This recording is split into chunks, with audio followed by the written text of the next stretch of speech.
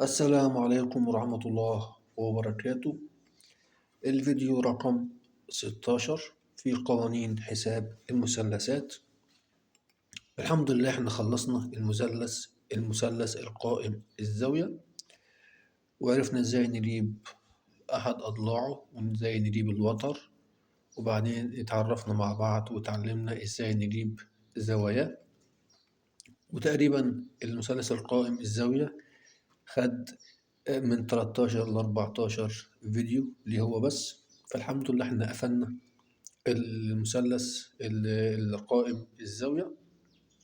هنبدأ إن شاء الله ابتداء من الفيديو بتاع النهاردة اللي هو رقم 16، وفي نفس الوقت رقم 1 في المثلث الغير قائم الزاوية.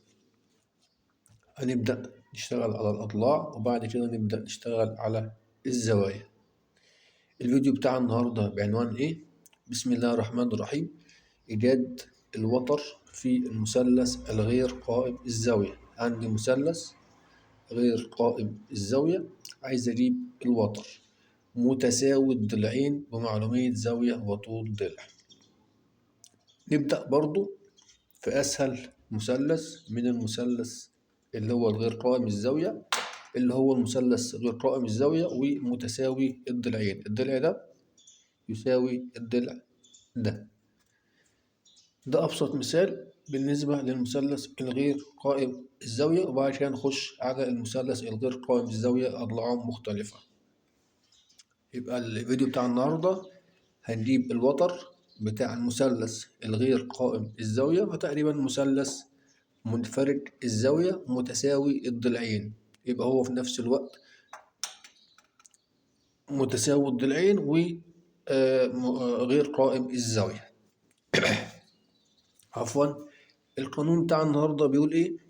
بيقول لي الوتر بيساوي 2 في طول الضلع. طول الضلع اللي هو دوت او ده، زي ما اتفقنا ان الضلع دوت يساوي الضلع ده. يعني الضلع ده مثلا 50 سم، يبقى الضلع ده 50 سم. الضلع ده متر، يبقى الضلع ده متر. وبما ان الضلع ده يساوي الضلع ده، اذا الزاوية دي تساوي الزاوية دي. تمام. القانون بيقول لي أنا عشان أجيب الوتر في المثلث المتساوي الضلعين يساوي 2 في طول الضلع في قوسين الزاوية. قوسين الزاوية. طب هل القانون دوت ينطبق على المثلث القائم الزاوية؟ ينطبق على المثلث القائم الزاوية، وهنعرف دلوقتي ازاي. طب أنا دلوقتي حابب إن أنا مثلا نجرب نعمل مثال عشان نأكد المعلومة. نعمل مثال عشان نأكد المعلومة. طيب، أنا عندي مثلث غير قائم الزاوية بالشكل ده.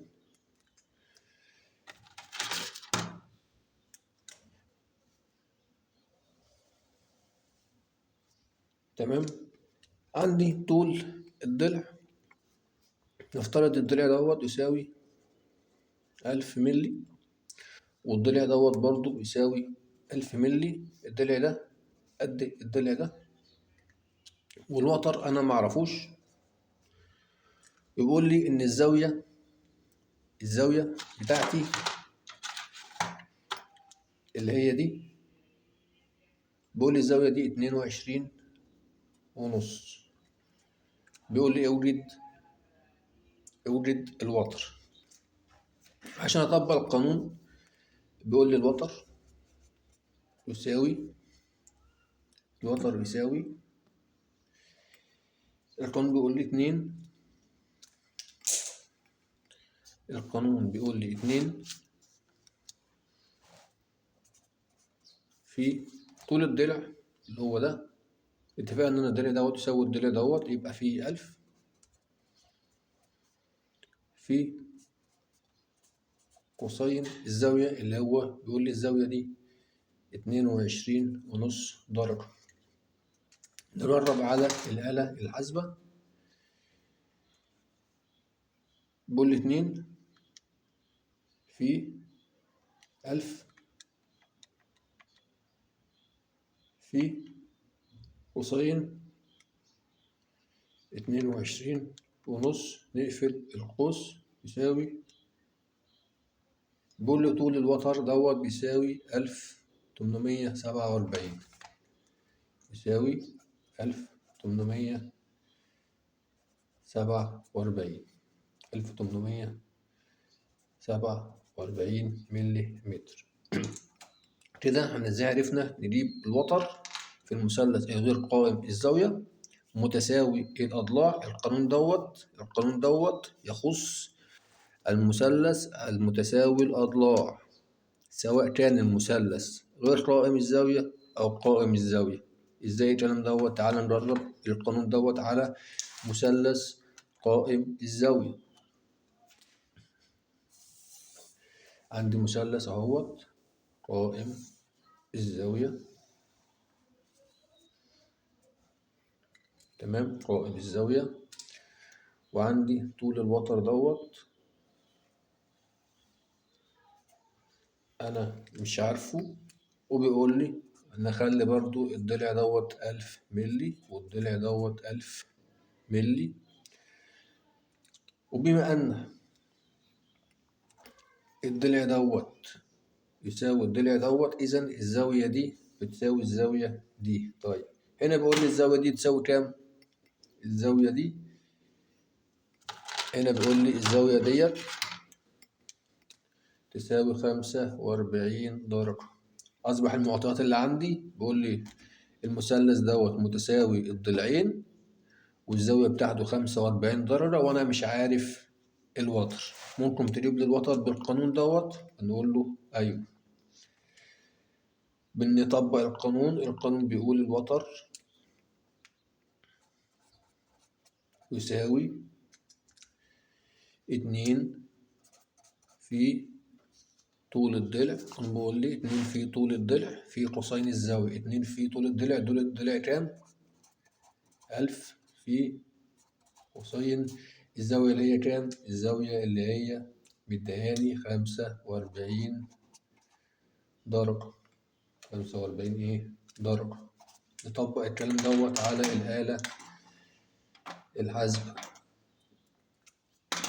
نجيب الآلة الحاسبة.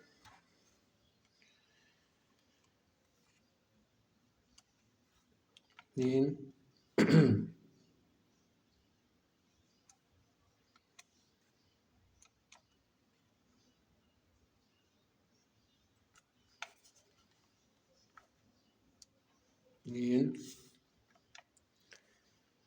في 1000 في قوسين 45 يساوي 1414.2، يساوي 1414.2. إذا القانون دوت بتاع النهاردة نقدر نقول عليه إن هو خاص بالقانون، خاص المثلث متساوي الضلعين، سواء كان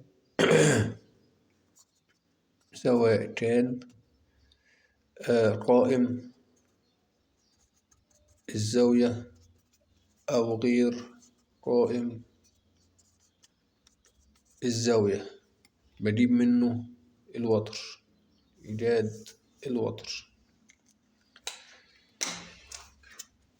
لو الفيديو عجبك تقدر تعمل إعجاب، لو مش عاجبك تقدر تعمل برضو مش عاجبني، واكتب لنا في الكومنتات إيه رأيك في الفيديو. لو في حاجة حابب تشوفها أو في تعليق ما تبخلش علينا بالتعليق. وانتظرونا في الفيديو القادم إن شاء الله مع المثلث الغير قائم الزاوية. والسلام عليكم ورحمة الله وبركاته.